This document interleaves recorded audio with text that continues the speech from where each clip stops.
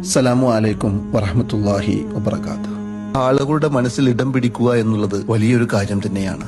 അങ്ങനെ ആളുകളുടെ മനസ്സിൽ ഇടം പിടിച്ച നല്ലൊരു വ്യക്തിത്വത്തിന് ഉടമയായിരുന്ന ഹാഫിള് അജ്മൽ റൈഹാൻ കമാലി ഇന്ന് ഞങ്ങളോടൊപ്പമില്ല.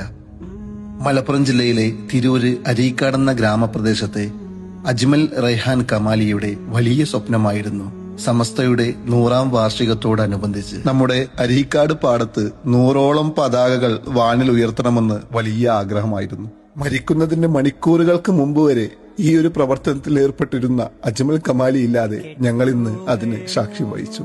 കൂട്ടത്തിൽ നിലവിളി പൊട്ടി സമസ്തയുടെ പതാകകൾ അരീക്കാടിന്റെ മണ്ണിൽ വാനോളം ഉയരുമ്പോൾ അത് നേരിൽ കാണാൻ ജാതിമത ഭേദമന്യേ വിവിധ സംഘടനകളുടെ പ്രവർത്തകരും നാട്ടുകാരും കൂട്ടുകാരും കൂടപ്പിറപ്പുകളും സാക്ഷ്യം വഹിച്ചു.